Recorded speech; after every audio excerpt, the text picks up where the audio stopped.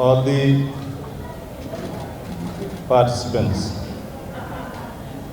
I believe and I hope you have shown your expertise here, and of course you have arranged the prizes for the winners and also for the runners.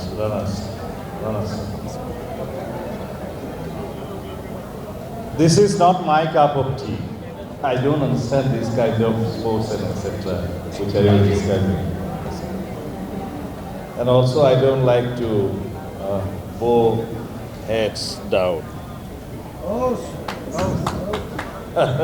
This is not motion.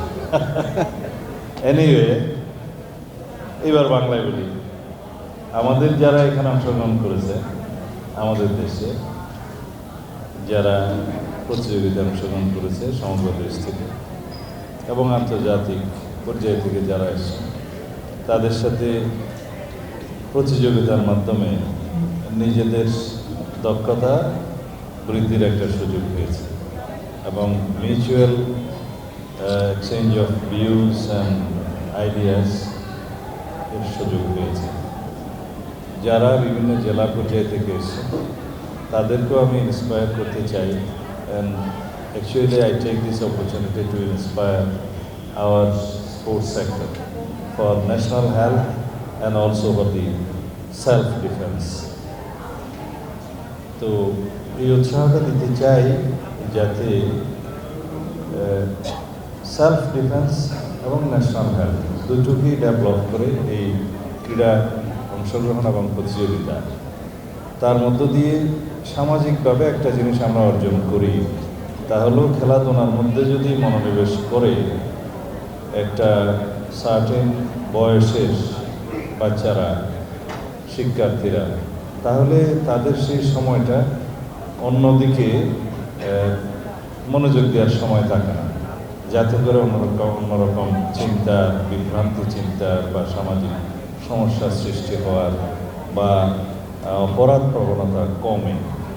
এই জন্যেই বলা হয় যেখানে খেলাধুলার সুযোগ এবং প্র্যাকটিসের মাঠ বেশি থাকে এবং লাইব্রেরি থাকে, সেই জায়গায় অপরাধ প্রবণতা কখনো বৃদ্ধি পায় না।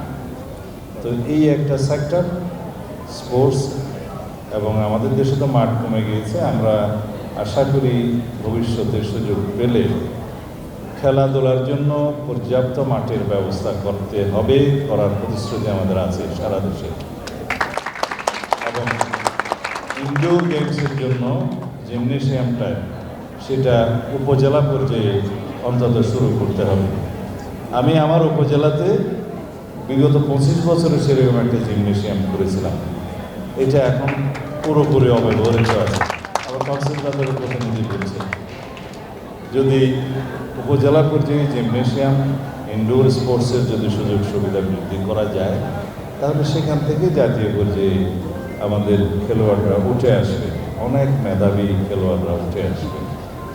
যাই হোক, সেই প্রচেষ্টার মধ্য দিয়ে এবং পাশাপাশি লাইব্রেরি গঠনের মধ্য দিয়ে জাতীয় চরিত্র গঠন, জাতীয় স্বাস্থ্য গঠন এবং সেই হিসাবে তাদেরকে জাতির একজন জাতি গঠনের ভূমিকা রাখার মতো সমৃদ্ধ সন্তান হিসেবে আমাদের সন্তানকে আমরা গড়ে তুলতে পারি। এই সমস্ত অ্যাক্টিভিটিসগুলো হচ্ছে আসলে একটা বেস্ট সোশ্যাল ইনভেস্টমেন্ট, যে সোশ্যাল ইনভেস্টমেন্টের কন্ট্রিবিউশনটা, ফলাফলটা আমরা পাবো in many ways in future, হয়তো আফটার 10 years 15 years, যেটা আমরা চোখে দেখি না।